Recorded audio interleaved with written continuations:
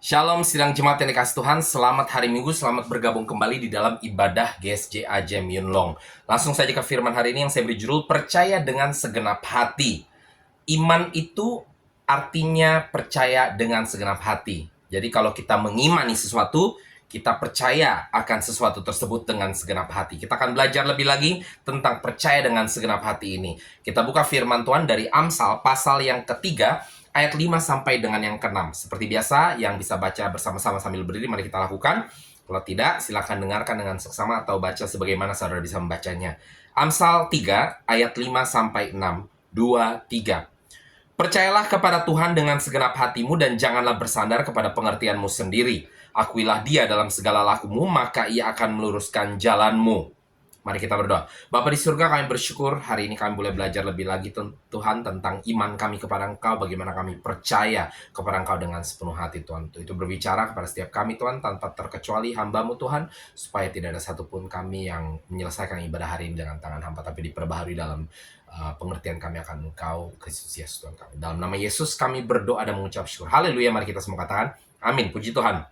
Saudara, hari ini kita akan pelajari ya definisi daripada percaya dengan segenap hati berdasarkan Amsal pasal 3 ayat 5 sampai 6 ya. Mempercayai Tuhan dengan segenap hati itu artinya 3 hal. Yang pertama, artinya bersandar melampaui pengertian sendiri. Di Amsal tadi dikatakan jangan bersandar kepada pengertianmu sendiri. Ini sungguh benar saudara-saudara, karena pengertian kita akan dunia, akan hidup kita, akan setiap aspek kehidupan kita itu sangat terbatas. Biasanya kita cuman bisa planning cuman sampai kita lulus kuliah mungkin, atau kelar kerja, kita mau bangun rumah, dan lain sebagainya. Ya, kita tidak ada satupun yang bisa planning benar-benar total sampai kepada kita kembali kepada Tuhan. Ya, biasanya paling mentok kita beli asuransi jiwa atau asuransi kesehatan. Tapi sungguh tidak ada satupun orang yang tahu kapan kita akan kembali ke Tuhan, apakah kita nanti tua akan kena penyakit ini tuh dan lain sebagainya ya. Itulah sebabnya kita perlu bersandar kepada pengertian Tuhan, bukan pengertian saya dan saudara. Sebab banyak hal di dunia yang tidak akan kita mengerti, tetapi kita percaya bahwa Tuhan yang pegang kendali, yang percaya katakan amin. Efesus 3 ayat 20 berbunyi, bagi Dialah yang dapat melakukan jauh lebih banyak daripada apa yang kita doakan atau pikirkan. Seperti yang ternyata dari kuasa yang bekerja di dalam kita. Jadi Tuhan memikirkan dan melakukan lebih banyak dari apa yang kita pikirkan dan lakukan atau persiapkan. Kami mempersiapkan untuk Sergio, ya, di masa depannya, untuk sekolah ya, dan lain sebagainya ya, karena kami takut ya, kami ini kita katakan late starter, jadi mulainya rada telat ya, umur 38 Pastor Juna, saya 40 baru jadi orang tua ya. Jadi kalau nanti Sergio umur 15 tahun, saya sudah 55 tahun. Lalu kalau Sergio umur 20 berarti di universitas ya, saya sudah 60 tahun ya. Tidak ada yang tahu ya, mungkin kami sudah dipanggil Tuhan, walaupun kami tentu berdoa minta umur yang panjang, sehat, dan terus ada sampai Sergio bisa bekerja dan lain sebagainya ya. Tapi ini pengertian kami saudara-saudara, dan kita berhak minta ya. Kita tetap berhak minta kepada Tuhan, tapi ini pengertian saya dan saudara ya. Jadi kita jangan membatasi diri dengan pengertian saya dan saudara. Karena apa? Saya akan stres karena saya akan batasi, aduh, tapi bagaimana kalau saya belum nyampe 60 sudah dipanggil Tuhan ya. Nah, saya mau belajar untuk mengerti rancangan Tuhan daripada bersandar kepada pengertian saya sendiri. Kenapa? Karena Dia mampu melakukan lebih banyak daripada apa yang saya pikirkan dan rancangkan untuk anak saya di masa depan dia. Ya, kalau saya sampai tetap ada sampai dia lulus kuliah dan kerja, bahkan menikah, puji Tuhan. Tapi kalaupun mungkin di tengah jalan dari rancangan yang saya bikin itu saya sudah dipanggil Tuhan, tetap puji Tuhan. Karena saya percaya Tuhan pegang kendali segalanya ya. Matius 17 ayat 20 berbunyi, Ia berkata kepada mereka, karena kamu kurang percaya. Sebab Aku berkata kepadamu, sesungguhnya sekiranya kamu punya iman sebesar biji sawi saja, kamu dapat berkata kepada gunung ini, pindah dari tempat ini ke sana, maka gunung ini akan pindah dan takkan ada yang mustahil bagimu. Nah, saudara-saudara, kalau kita bersandar kepada pengertian sendiri, ada banyak hal di dunia ini yang gak masuk akal ya. Ini pernyataan gak masuk akal ya. Pindahin gunung dengan biji sawi. Firman Tuhan yang satunya juga gak masuk akal. Kalau engkau ditampar pipi kiri, berikan pipi kanan. Gimana caranya? Kalau kita ditampar itu kita marah, membela diri ya. Ya, tapi Tuhan lakukan itu ya. Tuhan, kita dosa, bukannya kita dihukum, malah Dia datang dan menyelamatkan umat manusia ya. Ini pengertian Tuhan. Pengertian Allah itu pengertian yang penuh dengan kasih ya. kasih yang melampaui kasih saya dan saudara-saudara. Jadi kayak saya katakan tadi, saya mengasihi anak saya rancangkan semua yang terbaik, tapi Tuhan lebih sayang anak saya dibandingkan saya menyayangi anak saya. Jadi Tuhan punya rancangan pasti jauh lebih baik daripada saya dan saudara. Dan seringkali, saudara, rancangan kita terbatas dengan apa yang kita mampu lakukan. Tetapi poin kedua di dalam poin 1 ini mengingatkan kepada saya dan saudara, ya, kalau kita punya iman, maka banyak hal yang menurut kacamata dunia, kacamata kita, apa yang kita lihat atau kita mengerti, itu nggak mungkin. Tetapi buat Tuhan itu mungkin, ya.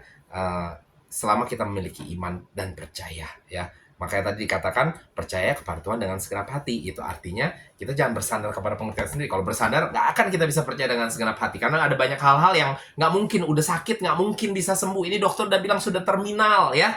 Pastor Jonah waktu kecil dia bilang ini sudah terminal, nggak mungkin dia hidup. Sampai hari ini akhirnya dia punya anak kecil juga, ya.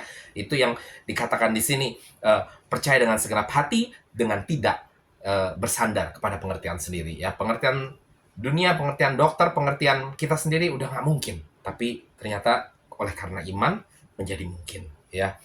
Tidak ada yang mustahil. Yang percaya katakan amin. Matius 19:26 mengatakan hal demikian. Yesus memandang mereka dan berkata, bagi manusia hal ini tidak mungkin, tetapi bagi Allah segala sesuatu mungkin. Itulah sebabnya pada saat kita percaya dengan segenap hati kepada Allah, maka kita harus percaya dengan tidak bersandar kepada pengertian sendiri, ya. Karena kalau kepada pengertian sendiri, kita sendiri yang membatasi, saudara-saudara. Kenapa? Bagi kita tidak mungkin, bagi manusia tidak mungkin. Tapi kalau kita bersandar kepada pengertian Allah, ya, pengetahuan Allah, maka bagi Tuhan dikatakan tidak ada yang mustahil. Yang percaya katakan amin. Yang kedua, saudara-saudara, percaya kepada Tuhan dengan segenap hati itu artinya mengakui Dia di dalam setiap situasi. Kembali ke Amsal 3 tadi dikatakan, ya, akuilah Dia dalam segala lakumu. Jadi di dalam setiap hal yang kita lakukan, dalam setiap perkara, setiap masalah, setiap pergumulan, setiap hal yang kita lalui dalam kehidupan kita harus mengakui Dia, baik itu buruk atau baik. Jadi, ya, nggak cuman buruknya doang ya, saudara-saudara, ya. Biasanya kita mengakui Tuhan tuh kalau kita dalam keadaan buruk. Oh, Tuhan, Engkau pegang kendali hidupku. Tapi kalau kita lagi senang, ya lagi wah meriah lah hidup kita, suka lupa Tuhan. Tapi mari kita akuin, ya, dalam langkah hidup kita, kalau kita percaya kepada Tuhan tuh nggak bisa kita cuma percaya kepada Dia hanya kalau kita butuh sesuatu. Tapi kita harus percaya kepada Dia, kebenaran firman-Nya, perintah-perintahnya di dalam setiap langkah iman kita. Yang percaya katakan amin. Yeremia 1:5 berbunyi, sebelum aku membentuk engkau dalam rahim ibumu, aku telah mengenal engkau. Sebelum engkau keluar dari kandungan, aku telah menguduskan engkau, telah menetapkan engkau menjadi nabi bagaimana. Jadi pilihan Tuhan, ya, yaitu saya dan saudara ini sudah ditentukan bahkan sebelum kita dilahirkan, masih dalam rahim ibu Dia sudah mengenal saya dan saudara-saudara, ya. Jadi artinya kita mau mengakui atau tidak mengakui, Tuhan itu ada di dalam setiap situasi kehidupan kita dari awal, tengah sampai akhir. Sebab memang sungguh Dia Alfa dan Omega, yang awal dan yang akhir, saudara-saudara, ya. Kita mengakui atau tidak mengakui, ya, Tuhan ada di dalam situasi. Itulah sebabnya daripada kita yang capek, kenapa nggak kita akuin saja Dia di dalam setiap situasi, saudara-saudara, ya. Ya, jadi artinya seiring kita berjalan waktu kehidupan kita mengakui Dia di masa kita muda, di masa kita dewasa, di masa kita tua, bahkan kita akui Tuhan untuk setiap perkara, setiap pergumulan, setiap masalah, setiap hal yang terjadi di dalam kehidupan saya dan saudara. Mazmur 33 ayat 11 berbunyi, rencana Tuhan tetap selama-lamanya, rancangan hatinya turun-temurun. Baik kita mau menerima atau tidak menerima, rancangan Tuhan akan terjadi, ya. Saudara Yunus nggak mau pergi ke Ninewe, tapi dia tetap sampai ke Ninewe. Yang ada malahan dia yang capek sendiri, harus melalui setiap proses tersebut. Jadi terserah saudara. Saudara kalau memilih tidak mengakui Dia di dalam situasi kehidupan saya dan saudara, tetap Dia akan beracara, ya. Dan pada akhirnya saudara akan melihat bahwa sungguh Tuhan beracara dalam kehidupan saya dan saudara, ya. Jadi kalau saya jadi saudara, lebih baik saya mengakui setiap keberadaan Tuhan di setiap kehidupan saya atau setiap aspek kehidupan saya, ya. Roma 8 ayat 28 berbunyi, kita tahu sekarang bahwa Allah turut bekerja dalam segala sesuatu untuk mendatangkan kebaikan bagi mereka yang mengasihi Dia. Jadi Allah itu involved, bahasa Inggrisnya, artinya terlibat di dalam segala sesuatu dalam kehidupan kita yang percaya kepada Dia. Jadi saudara, kita perlu mengakui keberadaan Allah tersebut yang maha involved atau maha terlibat di dalam setiap aspek kehidupan saya dan saudara-saudara. Sekali lagi, bukan hanya saat kita butuh Dia saja baru kita cari Tuhan nangis-nangis, tapi di dalam setiap aspek kehidupan kita yang pada saat kita lagi senang, ya, sedang berkelebihan dan lain sebagainya, supaya kita tidak terlena dan akhirnya kita terbawa dengan dunia, dengan orang-orang sekeliling kita yang mungkin memiliki pengaruh-pengaruh yang tidak sesuai dengan firman Tuhan, tapi kita tetap kokoh di dalam kebenaran firman Tuhan dan kita tetap memelihara, ya, hadirat Tuhan dalam kehidupan kita dengan mengakui bahwa Dia ada di tengah-tengah kehidupan kita, baik di masa buruk, baik di masa senang, ya. Apapun masa yang harus kita lalui, pasti Tuhan ada di dalam setiap aspek kehidupan kita tersebut. Nah, ini yang kedua, saudara-saudara. Yang terakhir, katakan kanan kiri yang terakhir, ya percaya kepada Tuhan dengan segenap hati itu artinya berserah penuh padanya. Ini yang paling susah, saudara-saudara, ya. Paling susah ini. Karena kalau yang pertama tadi, bersandar kepada pengertian Tuhan atau firman-Nya atau Alkitab, ya gampang-gampang susah. Karena kita mungkin sudah ketrain, ya. Percaya ya, iman sebesar biji sesama bisa memindahkan gunung, ya. Yang sakit bisa disembuhkan, ya. Kalau yang sudah sering lihat ya pasti percaya. Tapi banyak orang juga yang masih belum pernah melihat kesembuhan ilahi secara langsung on the spot, ya. Tapi biasanya mereka percaya karena sudah terlatih, apalagi kalau yang background Kristen, ya. Ini sedikit mudah lah, gampang-gampang susah gitu. Kayak masa sih benar, tapi saya percaya Tuhan pasti lakukan mujizat, ya. Lalu yang kedua, mengakui dia di dalam setiap situasi itu sedikit lebih susah, saudara-saudara, ya. Karena paling biasanya kita mengakui dia tuh kalau lagi susah, tadi saya bilang tadi kan. Yang challenging atau sedikit sulit adalah pada saat kita lagi senang, suka lupa sama Tuhan. Tapi hari ini kalau diingatkan, maka mari kita terus ingat, ya. Nah, yang terakhir ini, yang ketiga ini yang paling susah, saudara. Berserah penuh padanya. Karena seringkali dalam kehidupan kita, apa yang kita harapkan itu tidak sesuai dengan apa yang kita rancangkan, saudara-saudara, ya. Apa yang kita lihat nggak sesuai harapan kita, buyar semua total, seperti tidak ada harapan.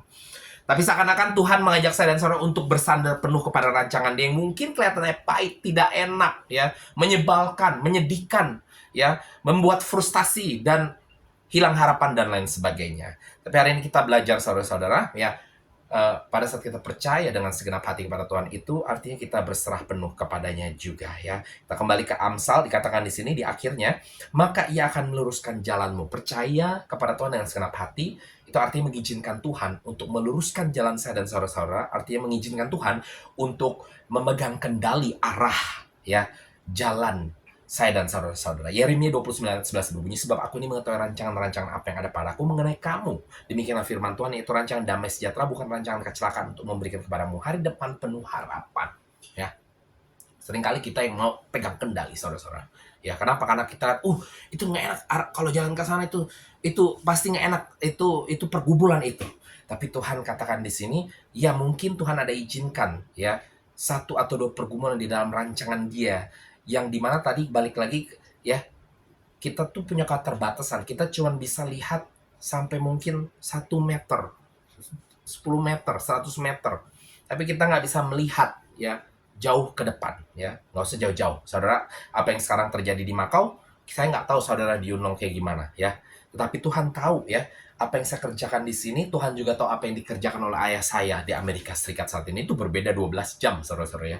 Ya, kita penuh dengan keterbatasan, tetapi Tuhan rancangannya tidak terbatas. Jadi walaupun Dia mungkin kasih izin beberapa pergumulan yang kita secara naluri manusia berusaha menghindar, jangan takut. Percaya dengan rancangan Tuhan, artinya berserah penuh kepada rancangan Tuhan, saudara-saudara. Ya, Tuhan suka-sukamu. Jangan cuma bisa nyanyi doang, suka-sukamu Tuhan.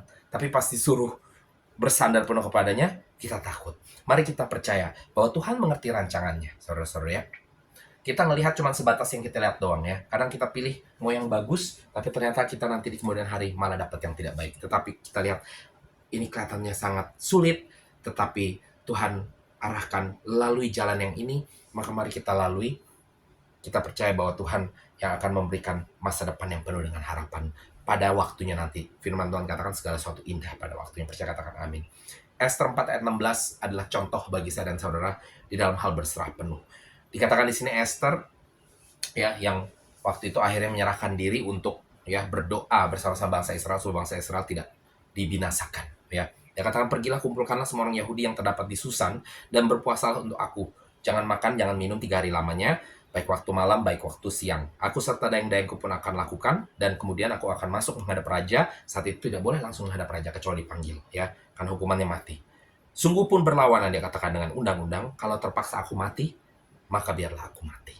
Ya, ini adalah sebuah action atau tindakan dari Esther yang berserah penuh akhirnya kepada rencana Tuhan. Ya sudah, kalau ini memang harus saya lalui, saya harus lalui, dan saya berserah penuh. Kalaupun saya harus mati, saya akan mati, ya.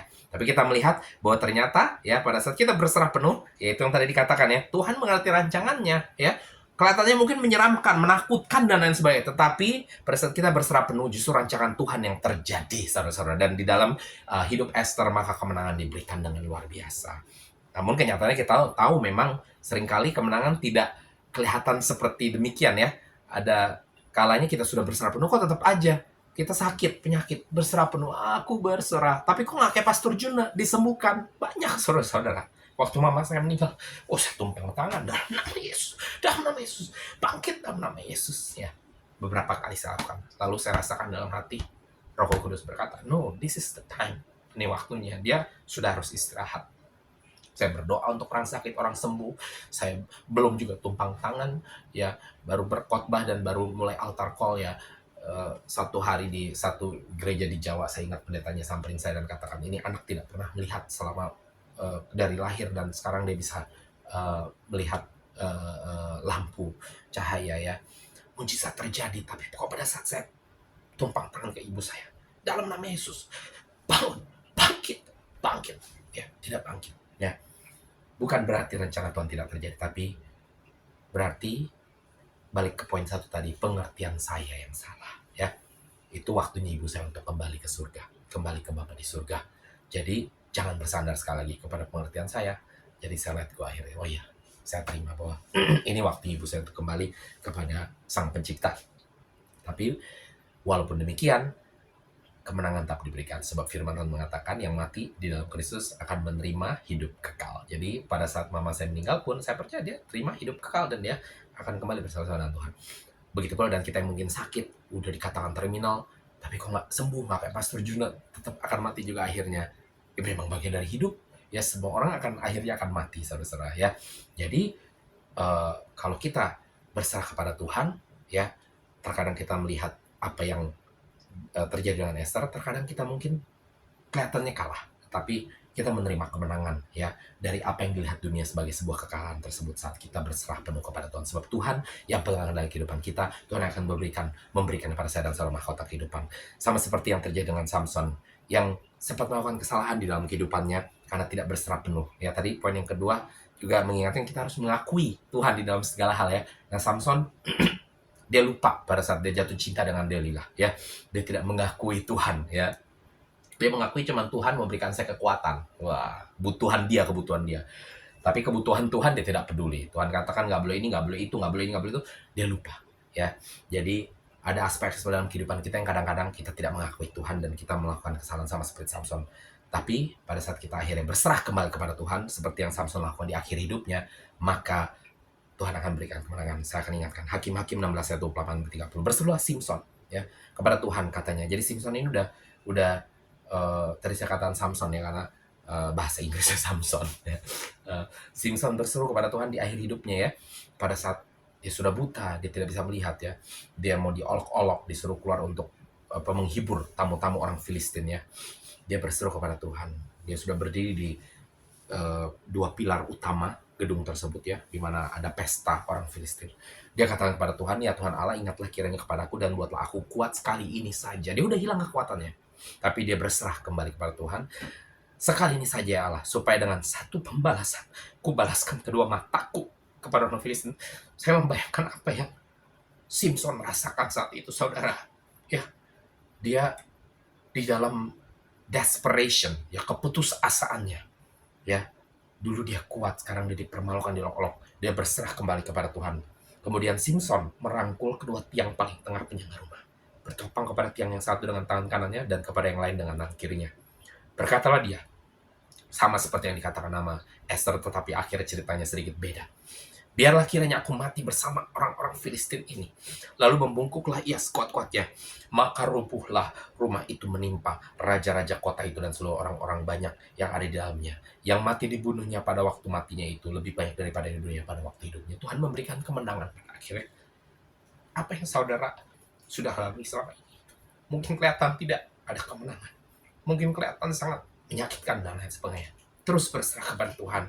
Sebab pada waktunya nanti Tuhan akan tunjukkan kemenangan abadi yang akan diberikan kepada saya dan saudara. Di dalam hidup Simpson, dia melakukan kesalahan langkah. Tapi pada akhir hidupnya, Tuhan kembali meninggikan namanya. Sebab akhir dari kehidupan Simpson tidak mengatakan dia berakhir dengan kebutaannya, tapi berakhir dengan kata-kata yang mati dibunuhnya pada waktu matinya itu lebih banyak daripada hidupnya pada waktu hidupnya. ya.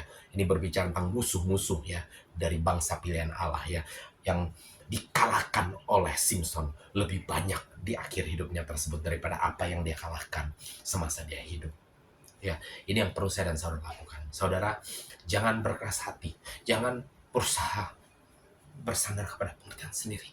Ya, jangan lupa untuk mengakui Tuhan di dalam setiap perkara, baik itu perkara yang mudah atau perkara yang sulit, lagi senang atau lagi susah.